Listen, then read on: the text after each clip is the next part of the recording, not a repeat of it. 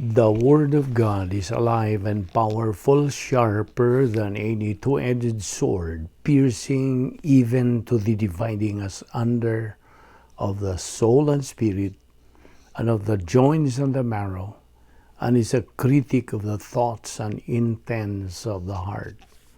All Scripture is God-breathed and is profitable for doctrine, for reproof, for correction, for instruction in righteousness, that the man of God might be mature, thoroughly equipped unto all good works. Study to show thyself approved unto God, a workman that needeth not to be ashamed, rightly dividing the word of truth. The Bible says, "For God so loved the world that he gave his only begotten Son, that whosoever believeth in him shall not perish, but have eternal life. For God did not send his Son into the world to condemn the world, but that the world through him might be saved. He who believes in him is not condemned, but he who does not believe is condemned already, because he has not believed in the name of the only begotten Son of God. But as many as received him, he gave the right to become children of God to those who believe in his name. Believe on the Lord Jesus Christ, and thou shalt be saved."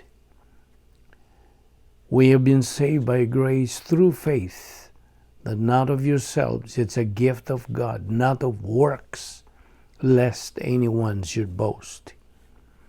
He who hears my word and believes in him who sent me has everlasting life, and shall not come into judgment, but has passed from death to life. For ye know the grace of our Lord Jesus Christ, that though he was rich, yet for your sakes he became poor, that ye through his poverty might be rich. That is found in 2 Corinthians chapter 8, verse 9. Before we start our Bible study nining adlaw, samas nandan atong sundon ang atong SOP sa atong pagtuon sa pulong sa Dios. Gikinahanglan nga mangandam tas tong kaugalingon, atong limpyuhan ang atong kalag pinagi sa pagsugid sa atong mga salang nahimo ning adlaw. Ginamit ang prinsipyo sa 1 John 1:9, the rebound technique, nga nagaingon sa English, if we confess our sins, God is faithful and just to forgive us our sins and to cleanse us from all unrighteousness. Humanin buhata ka na, ikaw andam na usap sa pagtuon sa pulong sa Dios. Ugalang kanimo higala, nga dili pa magtutuo ang imong buhaton, dili ang imong pagsugid sa mga sala, kung dili sa paggamit niya ng imong free will, aron imong mahimo ang labing menungdanong desisyon nga imong mabuhat sa tibuok mong kinabuhi. The decision to believe on the Lord Jesus Christ as Lord and Savior. Acts 16:31 nagaingon, believe on the Lord Jesus Christ, and thou shalt be saved. Busa karon magandam tas tong kaugalingon, mag-ampo kita sa hilom. Let us pray.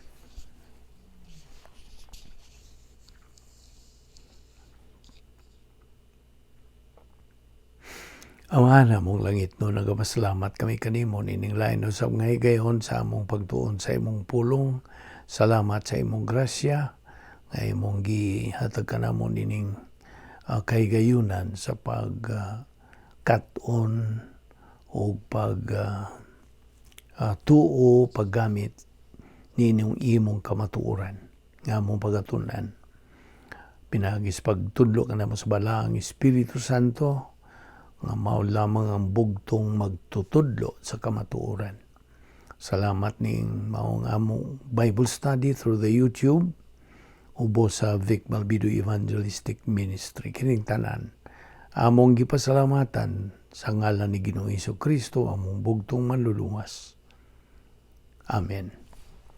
Maayong adlaw sa tanan natong mga subscribers, atong mga suki, atong mga igsoon niya ni Kristo. Welcome na usab nining atong pagpadayon sa pagtuon sa pulong sa Dios.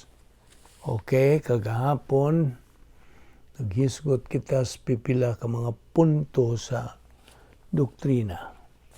Okay, padayon kita nining atong hisgot nining tunanan nga giuluhan og how to be hopeful in a hopeless world. Padayon kita. Unas tanan. Naay mga mahinungdanong pangutana nga akong ipangutana kanimo. Higala. Luwas ka ba? Or do you know God's protocol or mechanics to get saved? Nahibaw ka ba? O niya pa'y mga dugang pangutana. Buot ka bang masayod kinsa og unsang Dios? Buot ka bang masayod ngano nga niya ka diining kalibutan? Buot ka bang masayod unsaon sa pagkinabuhi sa usa ka kinabuhi nga naay kahulugan, naay katuyuan, and with definition? Do you know how to get to heaven? Human ka mamatay physically. Now, these are what we are going to talk about niining adlaw. So then, what is required of you, ang gikinahanglan ra gyud nimo, maong usa ka bukas nga panguna-una. Kini mga pangutanaha, mga sinugdanan kining mga inquiry, basic inquiry.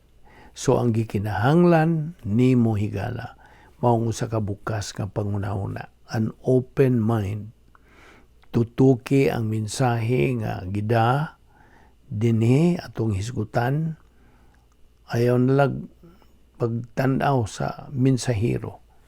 Kay ang isyu mao man ang mensahe, dili ang mensahero. Kay that is the key to learn. Okay? Mao kanang yawi ikaw magkakaton. Now, kinsa ang magtutudlos kamaturan? Only the Holy Spirit. Now, so, akong balikon itong mga pangutana, no? Buot ka ba nga masayod unsaon nimo pagkinabuhi sa kinabuhi nga may kahulugan, may katuyuan, og naay ingnon ta definition sa in English? Buot ka bang magkinabuhi bisan taliwa sa mga kalisod o mga bitaw ning atong title, How to be Hopeful in a Hopeless World. So ako kang ipangutan na nini kay mo ambot ra man gyud sa punto nga matubag kini kung buot ka nga magkinabuhi sa usa ka kinabuhi with meaning, purpose, and with definition, bisan taliwas mga kalisod, mga suliran, tingali kalisod ni mo sa imong kaminyoon, o sa imong trabaho, o sa imong relasyon sa isikataw, buot ka bang magkinabuhi, usa ka kinabuhi with meaning, purpose, and definition, usa ka kinabuhing hayahay, haruhay, mabungahon, mapuslanon, malipayon, madasigon, matarong, tulid, hanay, may pagkakontento sa kinabuhi. Sumo na ang atong tutukan karon. Apa niya ipasidaan? Sa di pa tamo padayon. Wata magdahab og bag-ong relihiyon. Wala. O bag-ong tinuhuan. Wala. Nagdalang ta sa unsa. Pulong sa Dios. Una-una kini sa Dios raw ning atong pagatunan.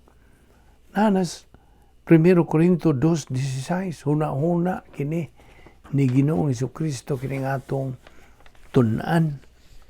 Gani diha sa Isaiah 55:8-9 nagaingon, My thoughts are not your thoughts, neither are my ways your ways, saith the Lord. For as the heavens are higher than the earth, so are my ways higher than your ways, and my thoughts than your thoughts. Na, kining atong gitun-an karon, pagatun-an. Huna-huna kini sa Dios. Huna-huna ni Ginoong Jesucristo. 1 Corinto 2:16. Okay? Di man nga kita nagtuon ni ini mga bahina, kay ang atong kinabuhi. Labihan ragyos kamubo. So mao kini ang panahon alang sa pagtutok ni mga butanga. Ang kaharuhay, kahayahay sa kinabuhi. Taliwa sa mga suliran, mga gumunhap. Now is the time for salvation. Kay tingali, ulahin na ang ugma. Maybe tomorrow is too late. So, mo ni ang atong tutukan karon. Okay. Lain pangutana. Out of sa mga katawhan karong panahon na. I mean, pila naman ang mga katawhan sa tibuok kalibutan? Pila naman? Naibaw ka pag pila na ang latest statistics nga imong nahibawan? Sobra Noon lang na to, sobra 7 ka bilyon ka mga tao. 7 ka bilyon. Ang naglakaw-lakaw, nagabagdoy-bagdoy, nagsuroy-suroy, nining kalibutan na. Buhi. Okay? Mga buhi. Apan, tutukan na to ni unya sa karong taon nga. Kini mga katawhana, kita, apilta. In general, itong tutukan. Kini mga tawhana, buhi, pisikal, apan, kung bahin sa espirituhan nun, patay. Kung sabot pasabot, spiritual death means ang nakahulugan kini og nahimulag ang tao gikan sa Dios. Okay? He is separated from God. Okay. Na ato ning tukion ngano man yana, ingon man yana. Okay. 7 ka bilyon sobra ka mga tao niining kalibutan na. Og out of the more than 7 billion people, you are one of the privileged few to be alive. Right? Privileged ka nga gipabuhi ka pahangtod karon. Nangano ang yung buhi ka pa man? Mangutan na pugo. Nganong buhi ka? Tungod sa grasya sa Dios. Mo na itubag. Kung ikaw dili magtotoo, if you are an unbeliever, ang kabubuton sa Dios alang kanimo mao nga ikaw maluwas. Atong tukion kini. Apan kung ikaw magtotoo na, if you are a believer right now, ang kabubuton sa Dios alang kanimo mao nga ikaw magtuon sa pulong sa Dios aron mutubo kanimo kalag. Now, akong balikon nga niya ta naghisgotan ining bahina, dili kay nag-introduce kita o nagpaila-ila kita sa unsa ka relihiyon, bag-ong relihiyon dili, or pagkumberter nimo dili. Dinhita naghisgotan ining mga bahina simply to bring to you the good news of salvation. Ang maayong balita sa kaluwasan. Kay daghan ra bang masayod kung unsa gining gospel. Diya ko higala nga suod kay nangutana siya unsa may but pasabot nining pulong nga gospel. Okay. Sa pagpatinaw nako ang gospel akong giingnan, maayong balita sa kaluwasan. Mo ni ang buot pasabot binisaya kining gospel. So mo na nga ang atong gidala dili ang bag-ong relihiyon o kundi maayong balita sa kaluwasan. So narana nimo mudawat ka ba niya ng maong maayong balita sa kaluwasan o imo bang isalikway kay naman kay kamuton. Now, mo ba ito ako ang giingnan nga ang gikinahanglan ra nimo maong usa ka bukas nga panghuna-huna. What you only need is an open mind. O put yourself under the authority of God's Word. Kay kana mao ang paagi nga ikaw matudluan o ikaw makakaton. That's the only way to be teachable and to be able to learn. Kaya ang Espiritu Santo nga mao lamang ang bugtong magtutudlo sa kamatuoran.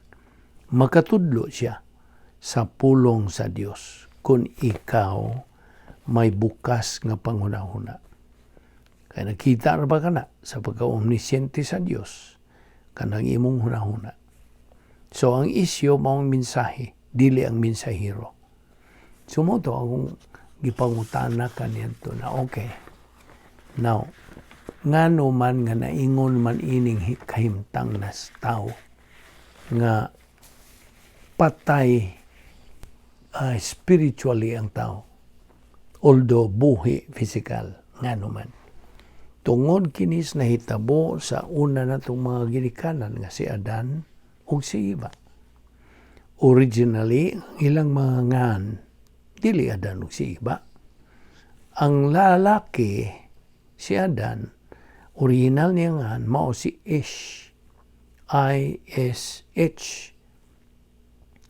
O ang babae, dili pa Eva.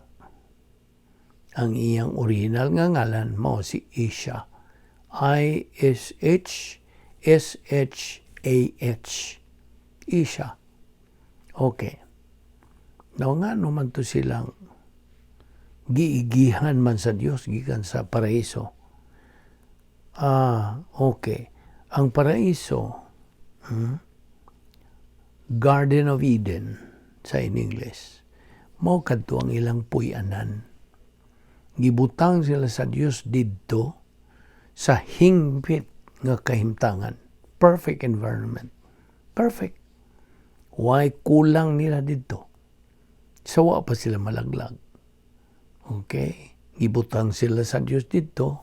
Sila ay nagadumala sa mga kahayupan didto. Gidilagahan ang lalaki nga si Ish nga sila ang magbalantay didto o perfect environment. Therefore, kay perfect environment man, wala sila kulang nga gikinahanglan. Sinangkapan sila sa Diyos sa tanan nga ilang mga kinahanglan o ang ilang relasyon nga to sa Diyos. Hingpit. They have a perfect relationship with God. Hangtod sa usa ka adlaw gipangutana sa Dios. Dili kay gipangutana kundi gipasidan-an sila. Si Ish ug si Isha gipasidan-an. Okay. Kamo Ish ug Isha, magkakaon kamo tanan nga mga bungas kahoy niining paraiso. Kakaon mo. Tanang mga bunga. Sa tanang kahoy, kaon mo. Gawas lang niining usa. Niining taliwa sa paraiso nga kahoy. Nga diin ang bunga niya ng maong kahoy, mao ang pag-ila sa maayo ug dawtan. This is the fruit of the tree of the knowledge of good and evil. Now, unsay buot pasabot? Ang buot pasabot sa Dios mao kini. Nga dili siya buot nga makaila o kanang magkakat-on sila, mailhan nila ang dautan. Kaya ang Dios hingpit man nga maayo. Nasabta niya, sundan ni. God was perfect good. Okay? Siya ra ang perfect good. Ug dili niya buot nga kini sila makailaw unsay dautan. Okay? So mao to nga gipasidan-an sa Dios sila not to eat the fruit of the tree of the knowledge of good and evil. Buot sa Dios nga ang ilang mailan ra ang good. So sabta gina. Gididaan sa Dios nagkaron kay si Satanas misod man siya sa usa ka bitin. Hingsod siya sa has.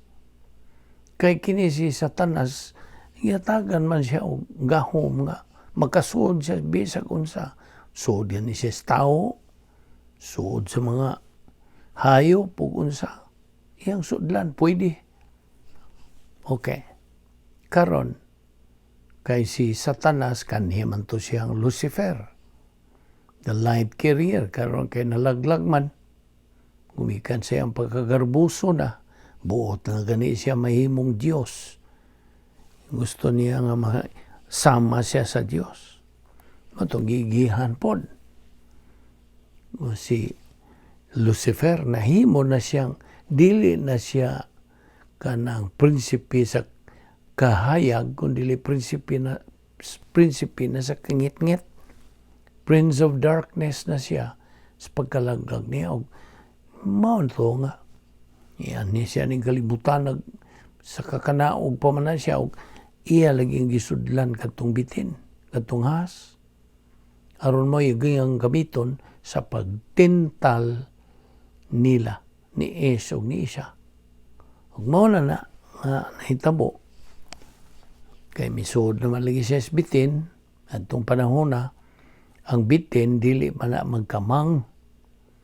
Originally, mutindog na siya o musulti na nga, kuyaw kayo musulti nga, madanigyo ka dayon. He was kuyaw nga, unsa, agent, mahintihon gyud, salesman, maayo gyud manulti, makumbinser gyud ka. Mao to, gisitsitan ni Satanas si Isa. Kaya nga no mas Isa mayang giduol ug dili si Es. Tungod kay kini si Isa kuwang pa og doktrina, kuwang pag kamatuoran kay si Ginoo Jesucristo nagatudlo man sa kanang doktrina didto sa paraiso. In the cool of the day nagatudlo siya. So sila, si Es ug si Isa, manambong apan kini si Isa may pagkatapuan man. Sige ingon nas mga kabata, mga giingon nilang absinos. Absinos sa Bible study ni Ginoo Jesucristo. Motong maoy giduol ni Satanas sa pagtintal. Gisitsitan niya si Isa, daliragod. Unsa may gidili sa Dios ninyo. Kay mura magidid-an kamos pagkaon ni ining bunga ni ining kahuya. Okay. Ang pasidaan gyud sa Dios nila mo kini. Kumaon kamo sa tanan nga mga bunga, sa tanang kahoy ni paraiso, gawas nining usa. Sa panahon nga kamo mukaon niya ng maong bungas kahoy nga akong gidili, sa inyong pagkaon, mamatay kamo. Mao to pasidaan sa Dios. Dying thou shalt die. Mao na pasidaan sa Dios. Sa pagkaon ninyo niya ng maong bunga. Mao to pasidaan sa Dios. Nagkaroon nangutana man Satanas ni Isa, unsa magigidili sa Dios ninyo? Gidid-an mis pagkaon anang bunga sa kahoy, bisan kanis paghikap, mamatay mi. Uy, mao ba? Mao ba'y sulti sa Dios? Ako kang giingnan, di padugay, nga gipasidan sa Dios dili pagkaon niadto. Wa maghisgot ang Dios og paghikap nga sila mamatay. Nakita nimo ang kakuwang na sa doktrina. Basta kuwang kang doktrina, it's a compromise on your part. Mo na leksyon diha nga atong makatunan. So mo to. Mingon si Satanas dayo, uy dili tinuod na eh. Kanang gididaan mo sa pagkaon niya. Kanang paghihikap, mamatay mo. Dili eh. Ang tinuod, gididaan mo sa Dios, kay dili buot ang Dios nga maparihan mo niya. Nga mahisama mo kaniya, gamhanan, maabri ang inyong salabutan o unsa kana. You'll become wise as God. Nakumbinser ba si Isa? Nakumbinser man siya. Mayon siya, amaw ba? Amaw na. Maayo man lagi manulti si Satanas, nakumbinser. Ang babae si Isa. Moto, may kuha dayon si Satanas sa dili ra ba mansanas to ha? Wala. Sa original nga pulong diha sa Genesis, wa maghisgot og mansanas, naghisgot og bunga sa kahoy. O tagay mo kung sa mga bunga ha? Mangga o sa batong mga abukado baron o kung sa wata kay ba? Okay, so mao to. May kaon man si Isa. Diha gyud. Patay si Isa spiritually. Kung sabot sa spiritual death, pagkahimulag sa tao gikan sa Dios. Nahimulag. Putol ang relasyon sa tao gikan sa Dios. Spiritually dead. Although physically alive, buhi, physical. Kita nimo?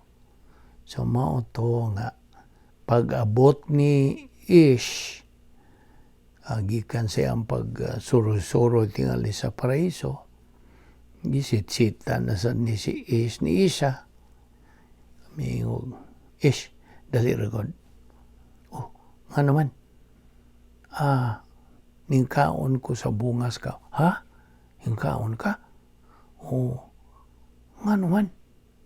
Nakumbinser man ko ni Satanas maning kaning bitin. Kumbinser ko nga dili tinuod ang pasidaan sa Dios. Mamamatay tao mukaon bisas paghikap. Na mao na to. Diha mi sangpit ang Dios. Ish o mitubag dayon. O human niya tutuod sa pagkumbinser ni Isa. Mingkaon man pod si Ish. Kaya nadama pod siya siyang asawa. Nga si Isa. Nakumbinser na. Og silang duha mikaon sa maong gidili nga bungas kahoy. Sa pag-ila sa mayog dautan. Karon laglag silang duha. Patay spiritually. O mo tong misangpit ang Diyos. Hain ka man Isa. Ish. Diara mi Diyos ng hubong mi. Oh, nganong naghubong man mo? Nikaon ba mo sa bungas kahoy nga kung gidili? Of course, nahibaw na ko ng Diyos. Tungod sa ang pagka-omnisciente. Iya lang yun silang gipangutana. Oh, miingo dayo si Ish. At tungod man yung akong pares si Isa. Mo'y nagtunol na kung na kumbinser po ko. Okay, nagpasapasa na sila. Tungod dining akong asawa. Katong asawa po nga si Isa may basol po siya ni Satanas. Kinimang bitin mo ay nakakumbinser po na ko. That's passing the buck. Mo na to. Laglag silang duha. Giigihan na sila sa Dios. Kaya kamumikaon man sa akong dili nga bungas kahoy sa pag-ilas mayog dautan karon makaila na kamo sa dautan. Og ang inyo karon nga mga kaliwatan tinunglo na, it's cursed. Gigihan sila apan misaad ang Dios kanila ug usa ka manluluwas. Na mao kana ang atong hisgutan sa sunod natong panag-uban bahin sa manluluwas nga si Ginoong Hesukristo. Magampo ta. Balaan na mo nga Dios, nagapasalamat kami kanimo sa imong mga pulong, imong itudlo kanamo. Hinaot nga kini mahimong panalangin sa among kinabuhi. Dada kami pagbalik ugma sa among pagpadayon sa pagtuon sa imong balang pulong, kining tanan among gipasalamatan sa ngalan ni Ginoong Hesukristo, among bugtong manluluwas. Amen.